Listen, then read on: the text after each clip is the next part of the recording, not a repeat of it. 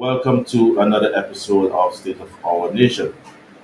Now, on top of everyone's mind this morning is the war in Ukraine and its ripple effects that this geopolitical tension would have on the countries like Barbados.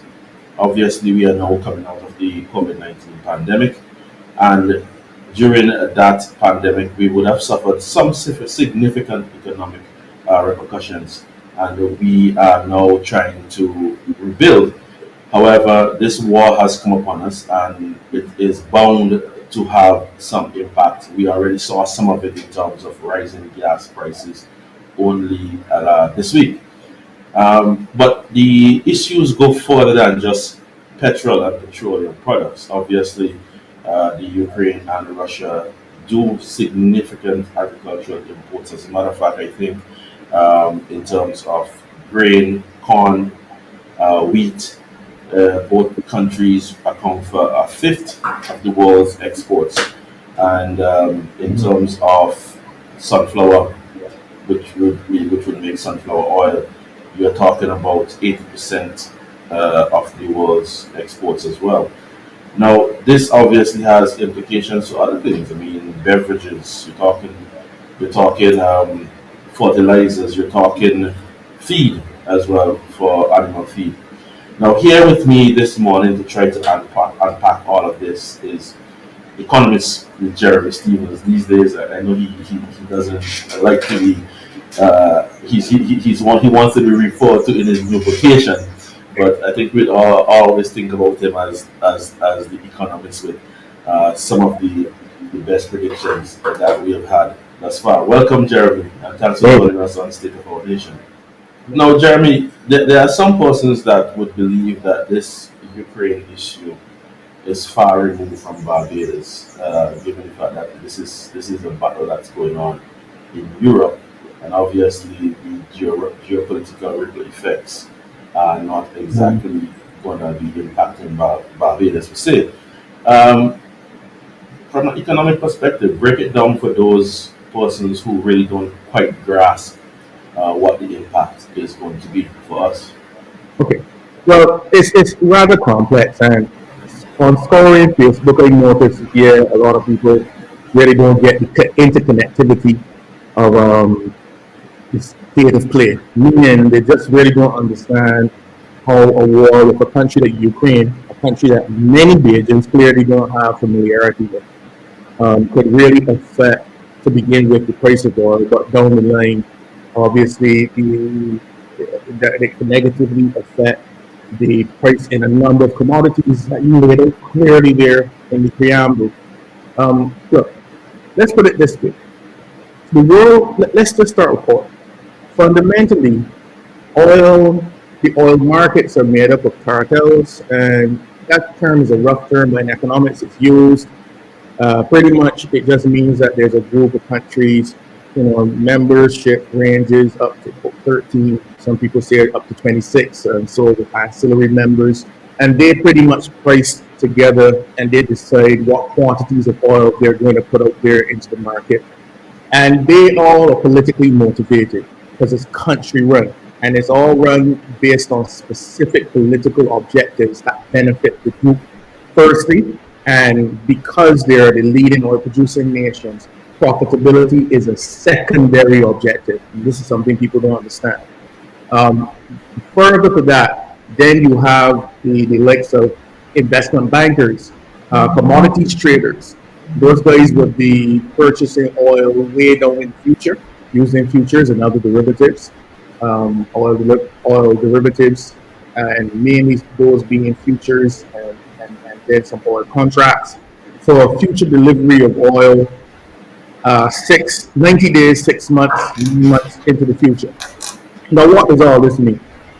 When you have countries operating off political objectives for a resource, number one, that is very much heterogeneous. In other words, it's the same thing no matter what. The only difference is the additives that are added in the natural gas and oil it's as part of the refinement process. But then on the other end of the spectrum, you have those traders, and they react off of moves, off of hype. And these guys are the persons that are buying the oil from the same cartels.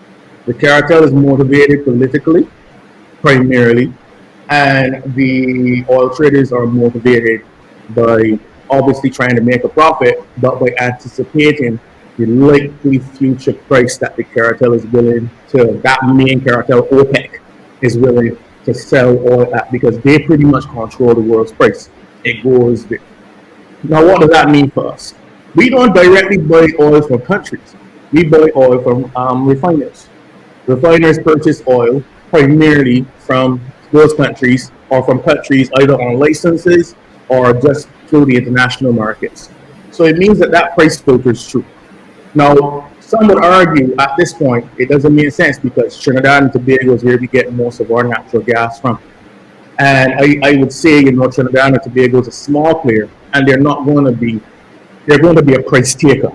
And it makes sense, because they don't want that, for argument's sake, they price too low, and then they can't supply the demand that will come about as a result of the price dropping too low. So they will always be somehow in line, and it's to their benefit to help manage their reserves and to extract as much profitability at each point in time. So Trinidad and Tobago and being a close neighbor to Venezuela as well, has that effect. But Trinidad and Tobago will price in line. Jamaica will price in line.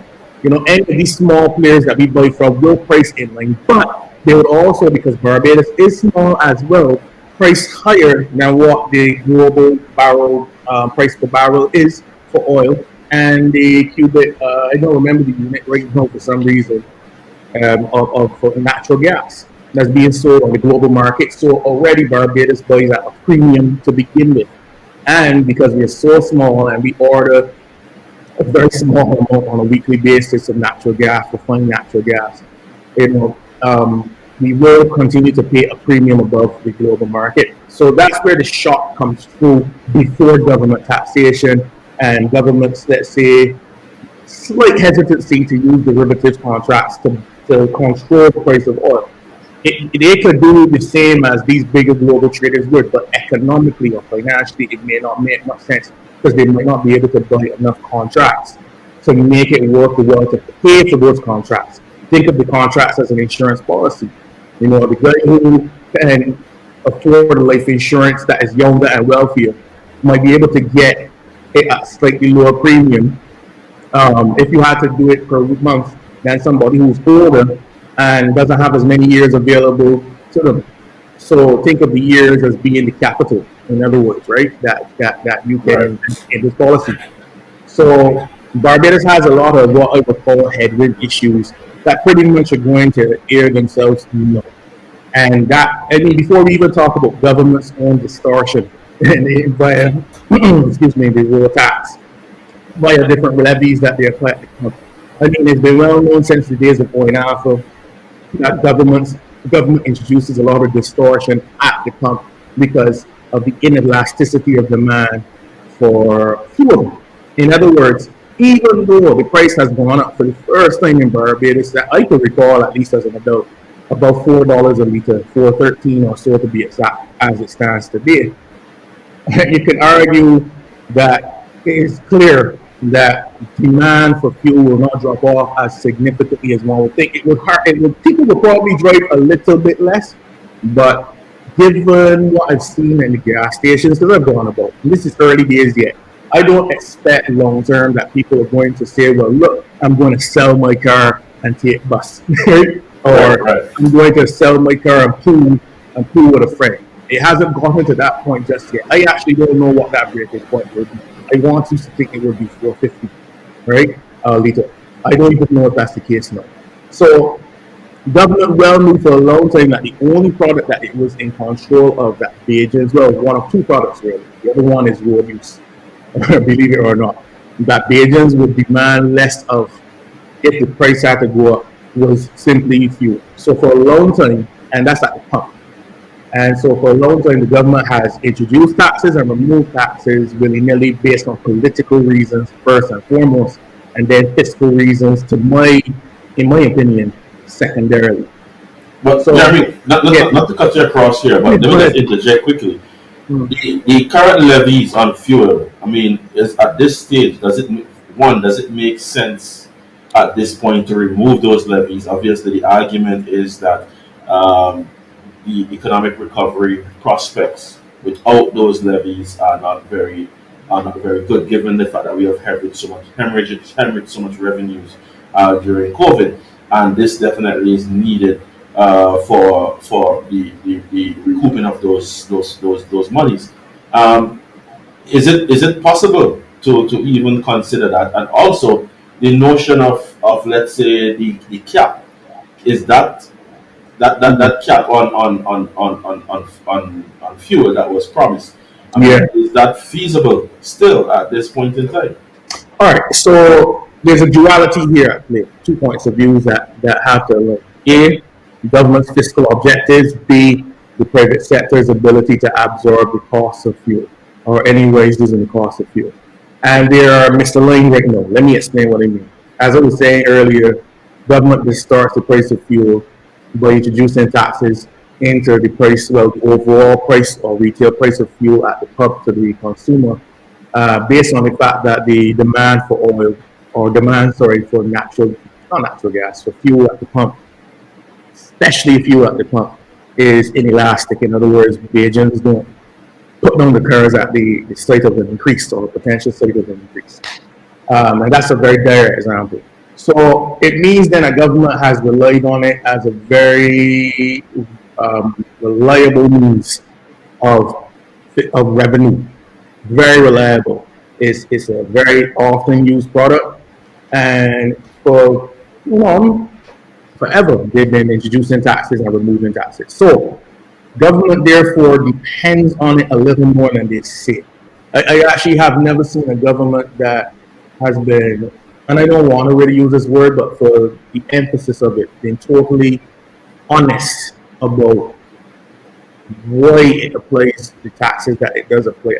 I never heard an answer that for me has satisfied me as a consumer before even being an economist. So like, the fact too that they put the road tax on at the pump. I have never liked the rate that they do it at. I think it's too high because I remembered when, and I had anticipated this after hearing the rate that they were planning on introducing in 2018. And I said to myself, all right, road tax normally, I might be very well off with the numbers, but road tax in Barbados normally would net the government around $10 million for argument's sake. And I remember fiscal year 2019 when the estimates, late 2019, it was either the budget or fiscal year 2020 when they were doing the estimates. I remembered that, no, actually it was the central bank report, late 2019.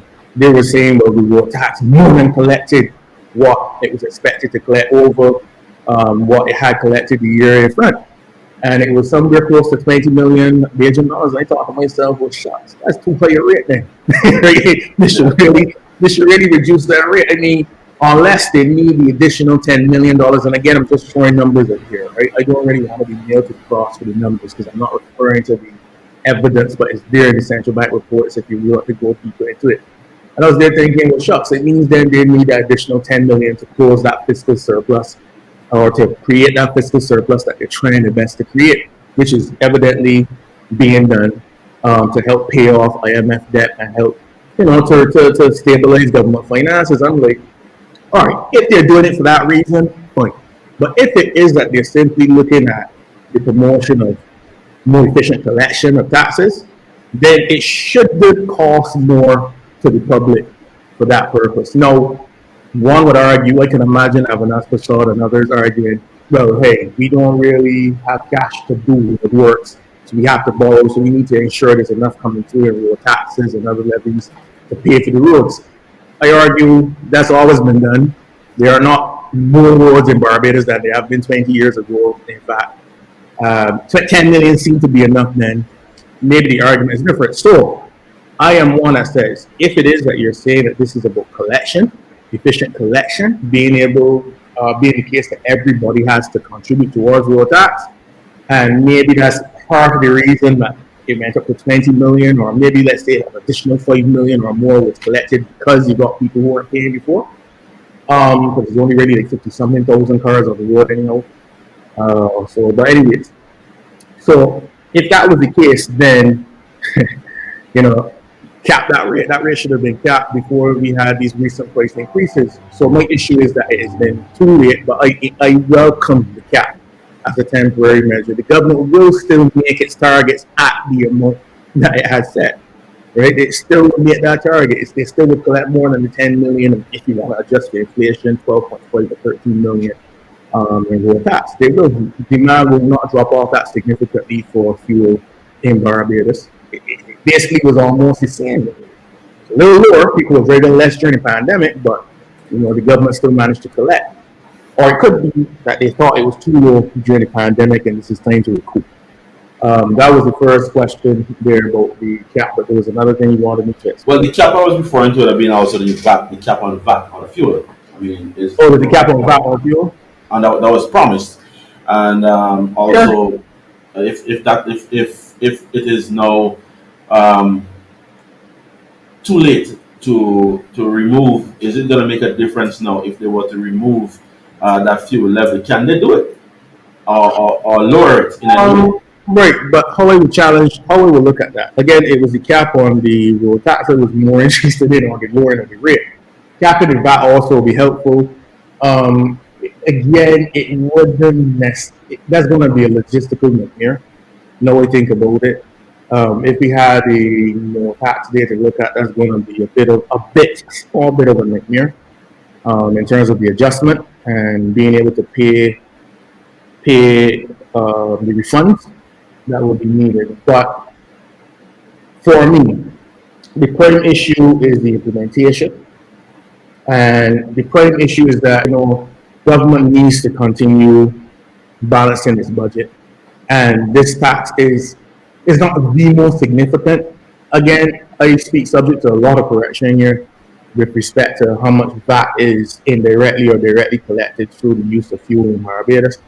But VAT as a headline item is the most important revenue item, so it can be felt if you get tens of millions of dollars coming off of your VAT in terms of revenue collection. So it could, in the long term, I don't imagine in the short term it will, really become a cause of concern to government's efforts to balance its budget, especially as the economy now is going into a low period. We're not in the midst of tourism where people are expected to come and show up for our balances, increase demand temporarily on the island, bring about foreign exchange that could help us in terms of the future purchase of oil. We're pretty much going into this low period. Crop over might be a good temporary relief. So for me, in the short run, I don't really see a big issue just yet. The issue is if this war escalates and prolongs, and then government might not be able to make its targets on that end, and therefore it ties their hands as to what they may be willing to surrender without putting us even deeper into the arms of the IMF down the line. And that there is the cause for concern, given that COVID basically wrecked the fiscal budget that we have locally. People need to take that into consideration significantly when they look at what government tries to do and what taxes it may be willing to remove. It's painful, and I wish it could be different. And maybe somebody way smarter than me, the administration, comes up with a solution that allows them to stagger, let's say, what they will cap and when they will cap it. They have more information and I'm privy to daily. So to me, it's going to be tough though, in the midterm. And in that case, if they had the caps on earlier, the price would not have gone over $4. No, but Right. but to be honest, though, Colville, there's a lot of pressure on that price. Like for me, it should have been closer to 4.75. To be honest, given the amount of pressure that the government itself had to absorb during the pandemic, you have to take that into the consideration as well. That fuel never crept past $4.399 during the last 2 years. You had the protest by Olu Jimmy, and maybe that had something to do with it. But at the end of the day, it never crept past. So in my mind, I was always saying these guys are absorbing a lot of these price shocks that are happening. I mean, globally, the price of oil just did not shoot up to over $100 overnight. It's been creeping up there during the pandemic. It's been creeping up there since 2018 in a sense. Right. Now, if you may switch gears a bit, we are looking also at the effects of the exogenous shocks and other products, not just petroleum products, Yeah, yeah. Thank but you. food as well, and so on. Um, the whole notion, given the fact that we are expecting or anticipating some jumps in that regard, the notion of price control at this point. Do you think that Okay, we so price should control. uncover that conversation? Should Lord, we restart the conversation at this point? all right. So I'm not a fan of price control, but I understand why people are falling out for it. And if I were to meet them halfway, they would have to be done in line with what I spoke to in terms of the caps. I introduce periodically based on certain conditions. Look, the only things that make sense when it comes to price control. This is economics 101. This isn't even theory. This is applied across the world. There's too much anecdotal evidence. Not even anecdotal. There's too much quantitative evidence out there that speaks against price controls, even for small open economies. And so, like, there's only one type of product that makes sense when you attach price controls, and it's the same inelastic products that I spoke about, like fuel. All right, the same inelastic one. It is easier to apply price controls. The government of Barbados has been doing it for a while, and to its benefit, it's been successful for one reason to not to another, right? In terms of them being able to get taxes. Likewise, in terms of price controls, rent, believe it or not, especially in high density population areas, that's another product that comes to mind, or service that comes to mind, that benefits from price controls. Typically, when you have demand, when you have what you call elastic demand for a product, i.e., I can always switch to something else. Price controls actually, the consumer will tend to want to benefit more, will benefit way more than the producer from that.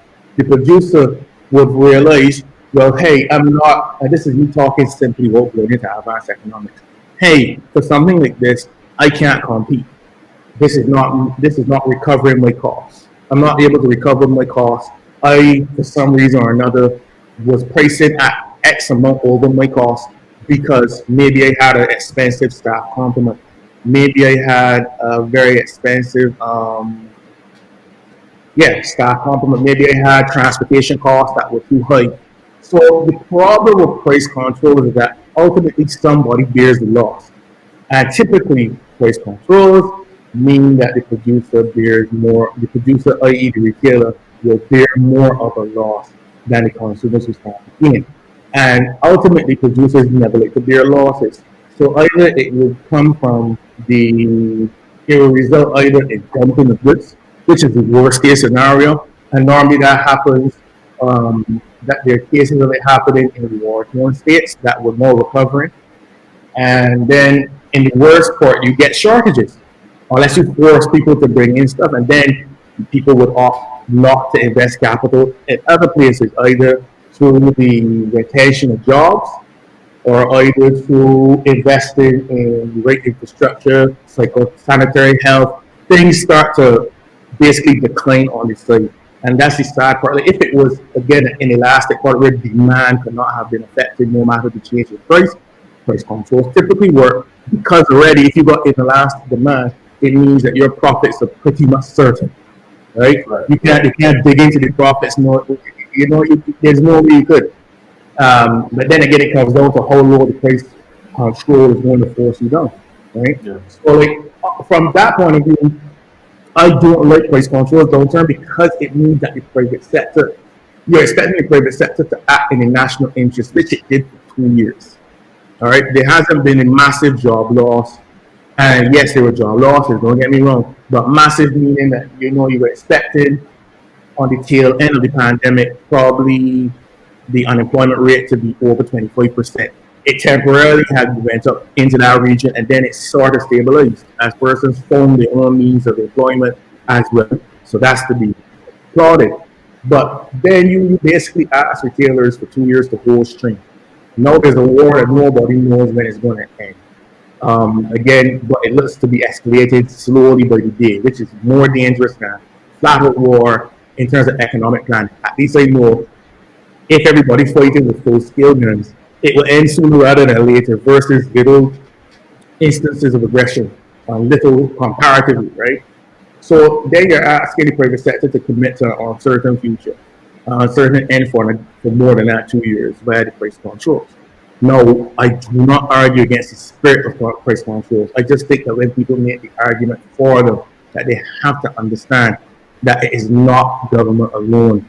Government has to, as it did during the pandemic, seek the buy-in of the private sector, and that will have some very dire consequences. Sorry, very dire consequences relating to how capital is invested in Barbados outside of just um, purchasing inventory and distributing it to the market. But you had asked again too about the exogenous shocks. And just remember, with respect to food prices, there's a Barbados is a one-way. I like to call Barbados a one-way dark hole when it comes to products. We don't export something similar to what we import. So in other words, we don't export low-cost food items. At best, high-cost food items, the likes of a few chocolates. Recently, the BIPC is looking to push breadfruit as a value-added, not just raw breadfruit, but chips and all that. So, value-added stuff, but we don't have the scale going out. So it means like for almost every container that comes into Barbados, there's an empty, or the container's going to leave, but there's an empty container that heads back up to the United States of America or wherever the ships are coming from, Panama or whatever.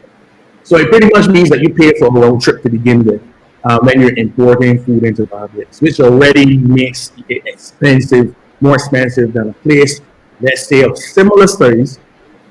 Jamaica, in terms of being a small open economy, is larger than we are. That at least exports some fragment of what is imported sensibly. You mean some containers go out, more come in, but they're able to have a better balance of effect than we do. And therefore, that helps, along with the large size of its population, to ensure prices for them for similar products are lower and lower incomes as well that they have in Jamaica on average.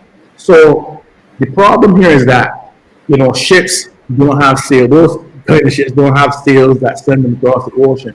They're powered by fuel. They're not powered by clean energy just yet. And as a result, if the price of oil and gas increases, then you know that it will affect the cost of shipping. And already we are more expensive to ship to, and we absorb more of a cost than other destinations nearby that have a better export profile of products too, right? And we already have a high cost jurisdiction because of it. Electricity is more expensive here. Clearly, the cost of transportation here is way more expensive than even in the Eastern Caribbean. They benefit somewhat from being a part of the Petrocaribe deal, although long term that's a big issue. That's another story for another time. But the point remains that the fact that to get products here is more expensive than our near term or our near field compatriots in CARICOM and in France, Martinique and Guadeloupe. We should expect an even more dire increase or shock to the cost of living if the price of oil gets out of control. Now, these shippers don't buy oil from us only. They buy oil to get here. So, however they ship in the States, however if they stop in Jamaica for a bit, wherever Jamaica gets its fuel from, that feeds into our import costs.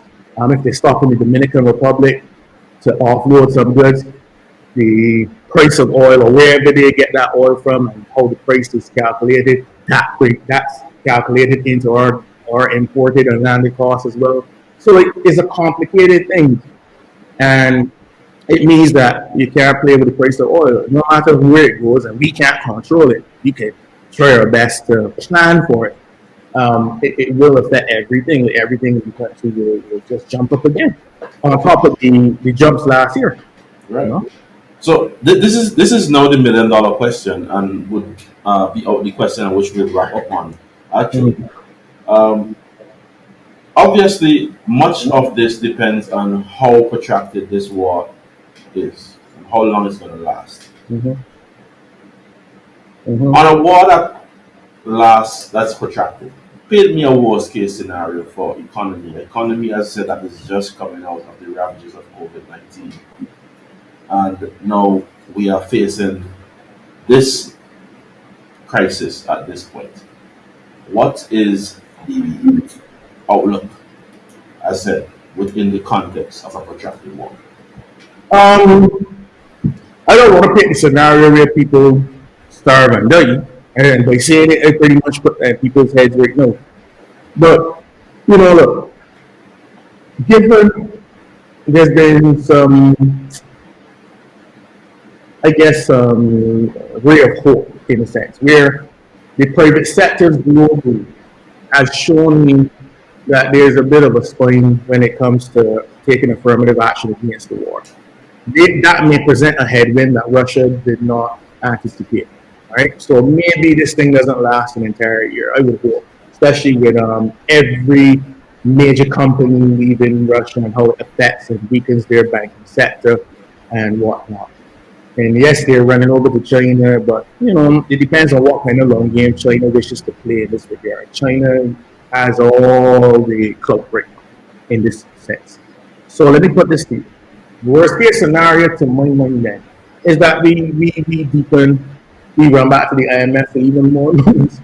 And then what that means for us long term in terms of tight fiscal space going forward. We just had on one hand, a new distribution of SDRs last August or so. I want to put that in its own category in terms of relief. Don't really have to tell you my margin to explain it. But, for all intents and purposes, it means then we run back to the IMF or we run to China. We basically load up on our debt profile even further. Something that pretty much the Martin administration had tried its best to deal with as a campaign promise and had done fairly okay. I have my doses with respect to the restructuring, and that's been documented. But evidently it puts us down one lane. You said worst case scenario. So there, ironically, we run for even more debt relief. But the price of things becomes so far out of reach that even the debt relief might not be enough to sustain the lives of the most vulnerable in Barbados. It doesn't mean people starve and die. It just means that what we saw during the pandemic, it will be slightly worse in terms of access to different facilities. It could be certain food shortages in terms of the price of transportation has gone up so high, or you can't really access goods when you need them. Ironically, in a slightly different field, aviation, that's been happening already. The flying airplane parts is a headache right now versus last year, believe it or not. But the parts are there, it's just getting them to you is a whole other story. So I see some, I don't want to say acute shortages, but definitely some very notable shortages of food items. I definitely see that government will have a very difficult time maintaining fiscal space the longer this goes. I see it even being more, especially if the war ends up being fought in ancillary airspaces, so not just Belarus, but near to Greece or even closer to Romania and whatnot, that there'll be shocks to the travel industry because we'll have more closures of airspaces, it'll become more complicated, the price of travel will jump through the roof in line with the price of oil and the scarcity of routes. So that would affect our tourism product, which ironically means that the Barbados government needs to put up more money to incentivize air travel to the region, to Barbados again. So, like all in all, this just means that government has a very tight fiscal space, and as a result, the private sector would have issues as well in terms of maintaining prices, uh, employment. But for me, how dire it gets depends on how many years the war goes on and how quickly it accelerates towards a full-blown escalation where maybe there's talk about using nuclear weaponry against Russia.